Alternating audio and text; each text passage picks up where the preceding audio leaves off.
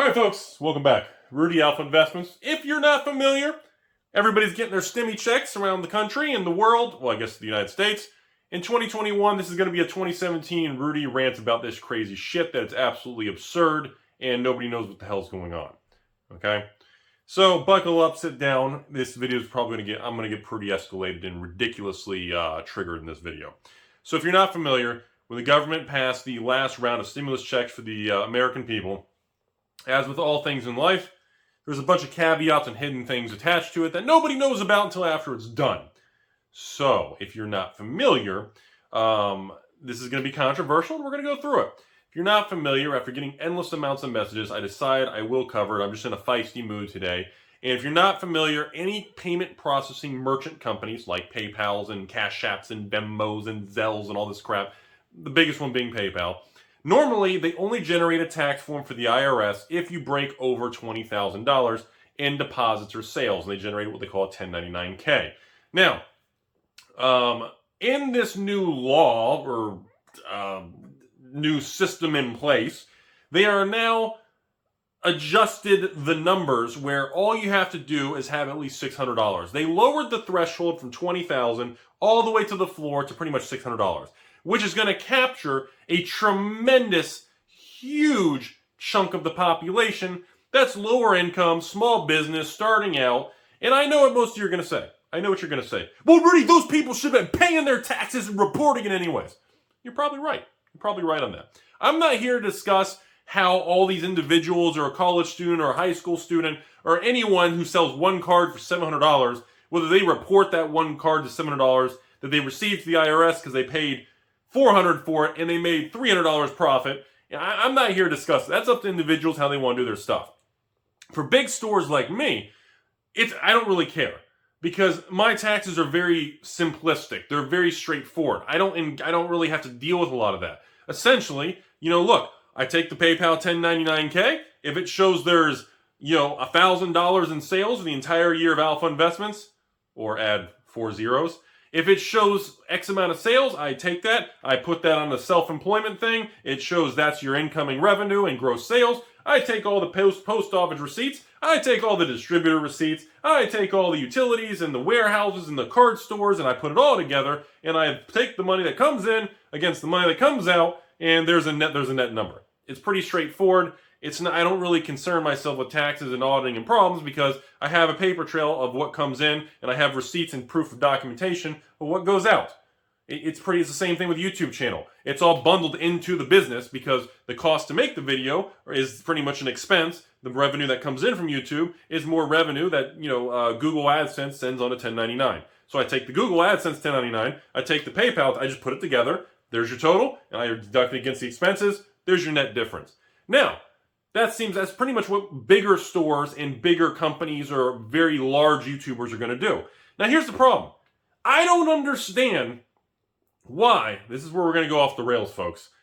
I don't understand why the United States feels the need to always go after the lower income, poor people class of just the citizens. And I don't get it. Yeah, I use those derogatory terms, low income, poor people, whatever you want to call it.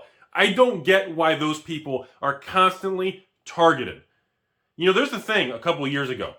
There was about, I think it was like 2015 through 2017. The IRS actually was brought in front of Congress to discuss and was questioned about IRS audits and things and why and where the revenue comes from, what class of what income bracket, all this stupid stuff. You should Google it on YouTube. IRS Interview Commissioner in front of Congress. It's very interesting. It's 2 hours long and it's disturbing. The things they say in it, how they say, well, we prefer to target, most of our audits are on poor people. Yeah.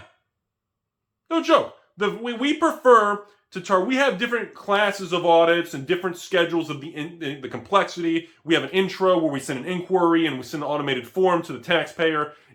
But we also know that lower income people are more likely to not fight back. We know that lower income people don't have the resources to defend themselves. Literally, this dude who runs the IRS is in front of Congress stating, essentially, we know if we send out 10,000 inquiry forms, like a CP 2000 or something, I don't know how familiar, I don't want to get too complex. I used to be a huge fan of taxes, folks, and when I had my real job. I used to love forensic auditing, looking for fraud. It was like one of my niches. Anyway, so let's say a regular Timmy gets a form, an automated form from the IRS saying, hello, Mr. Timmy, we noticed that you didn't submit your 1099 for $800. Because of this, you can either dispute this, submit documentation to the IRS, or you can accept it and send us a payment based on, send us a payment of $350 for your $800 you didn't put on your tax return. Seriously. And the guy in the IRS went in front of Congress and said, most poor people will just send us a check and then we get income. We generate revenue for the government. No joke. That is what they say. It is the most fucking ridiculous shit you'd ever see in your life. He literally just says that poor people are easier targets. It's mind-boggling. Why? He goes, well, keep in mind, and then I remember one of, like, some Congress person, I don't know any names, some senator, House, whatever, somebody says, well, I don't understand. Why aren't you going after the wealthy people or the larger businesses? We do engage in that, sir. Sorry I didn't bring that shit up sooner. We do go after the rich people. There's just a problem with that. When we go after wealthier people, they lawyer up and they fight us for months or years, and it's more difficult to get money out of them. Oh, okay. So let me get this straight. The IRS has realized that poor people are an easier target because they can't defend themselves, so they don't have the tremendous resources. Is that, do we just want to be blunt about it? It is fucking ridiculous. And now I see this new thing, and they're printing money like money machines going burr like crazy. We all know it.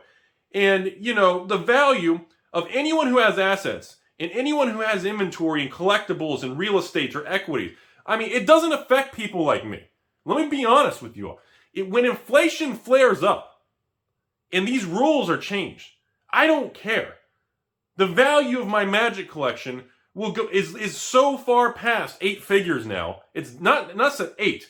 Like, I remember one day thinking, man, can you imagine $1 million in magic or 10 million in magic? Now, like 10 million, I'm like, that's it? I mean, it literally has gone so far past 8 figures. Like, it's perverted. It's dumb. And if inflation goes higher, well, there goes all the real estate I own. Shit's going just, what am I appreciating, 10, 20% a year? Well, there goes millions of dollars appreciation in real estate. Oh, wait, all those equities going up? Oh, inflation, money machine goes burr. All the equities are going up. Okay. It's insane. Because in the meantime, they're focusing on stupid shit like, what we should do, folks? I think there's millions of Americans in the United States that probably have these little cash apps and PayPals, and they're taking little friends and family and goods and services. By the way, it makes no difference. The same total gets put on your 1099. People, I love the noobs. The little Timmies that are brand new, like, Rudy, I only take friends and family. I don't want to pay the $2 on every 300. Oh, wait, no. $3 on every, I don't want to pay the 2.9%. Cracks me up, because you do that too much, it just ban you for life anyways.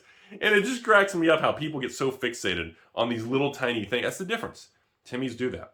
Timmies are obsessed with chasing pennies at the expense of losing dollars. That's a very common startup thing where they focus on the little things. Oh, Rudy, I can't take PayPal. I got to pay 2.9%. Okay, sorry to hear that. They will focus on that, and it will hinder the greater good of their future. But anyways, back to the IRS thing. It blows my mind. Like I said, I'm a loser in a basement. I don't have a career. I don't work for a company. I have no clients. I'm not a financial advisor. I'm not even a cat. Well, I mean, you know, and I'm sitting here saying, how do we feel it's okay when we need more revenue for the government and so the money machine can keep going burr? I know what we should do. Let's lower the threshold to capture more of the lower income people who are only getting like $1,000 or $800. Let's get those people wrapped in the 1099s so they can get a copy. Because you know they're not going to know what the hell to do with it. You know most of them aren't going to put on their taxes. You know most of them aren't even going to know. They're not even going to know they received one. Most of them, they just need an email. Your 1099 is available. PayPal. Delete. Who cares? That's because, what did I do? I don't remember that. What, I sell one card 11 months ago? No, they know. They fucking know that most of the regular working people who work full time, who sell a couple cards and get $827 in PayPal, they know a year later, some random email saying there's a tax form, they fucking know those people will not put it on their tax return. And they know that will become an easy target because you'll get auto flagged. There's no person that's going to call you. The IRS, hello, hold on. IRS top of the line phone. Oh, hello, Mr. Timmy. We've noticed you didn't disclose you had $826 on PayPal, so they don't do that. That's not how it works. That's not how stop tape works. That's not how 1980s phones work. It doesn't work that way. Okay? It's an automated system. No human looks at it. It's a computerized thing that goes beep, boop, boop, boop, beep. Up, and then it scans your social. Up, there's a 1099. It's not on that social. We have a copy. Boop, sends out a letter. Person gets a letter. Oh my God, I got a letter from the IRS. It says I didn't report $900. And it says you can settle this now for $400. They cut a check, they walk away. And in reality, most people won't even owe any money on that. Or they'll owe whatever their tax rate is or whatever it is. Because it's automated. They assume your cost basis is zero because you didn't report it and it's straight profit and they want a percent. It's ridiculous. I can't believe that is where the focus is in this world. You got billion-dollar companies that, again, the tax code was written by the rich people. Gee, kind of weird, isn't it? Kind of weird how real estate, and all these rich people own multiple houses. They always have houses in the Hamptons. They got houses in every state. Isn't that weird they have houses sitting empty? Gee, it's almost like there's some tax benefit to that. By leaving the houses empty, it pays for it. There's got to be, I wonder who wrote the tax. Oh, the fucking rich people did. That's right. That's why it works that way. Oh, okay. That makes sense. I don't get it. And I don't get why no one does anything about it. I don't understand how it's like these politicians that are on both sides of the aisle, both just, they're nuts. All the parties are nuts. How is it okay? I know what you're thinking, Rudy. Well, those small people should pay their fair share. That's fine. Cool, I get it. But out of everything to focus on in the world, that's what they're going to put in it? That's what we're going to go after? The college students who sold a baseball card or a fat Pikachu for $1,000 to get a couple $100 after all these low-income startup people? It's fucking it's mind-numbing. Then you got billion-dollar companies that don't have to pay shit because they know how the world works. They have teams of attorneys. They have international access outside the borders. They have all these ways to circumvent it. I mean, it's like when you pay your employees in company stock. Like the way the deductions and the system and the way it flows through the accounting and the way the company can write off the fair market value of the stock, even though it's a share at par value of $1. All this crazy stuff, it's unbelievable and nobody knows. Nobody, the regular working class, gotta go to Taco Bell tonight. Hopefully we sell a lot of the new queso lupas and party packs. I think that seems pretty good. And the regular people are just trying to make ends meet. Okay?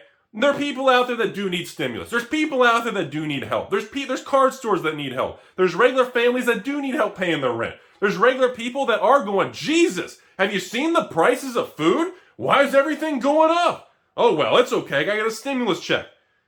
Well, what happens when you don't get more stimulus checks and the prices keep going up because you got the previous one and now you got to pay on that previous one for the rest of your fucking life? Is anybody thinking long term?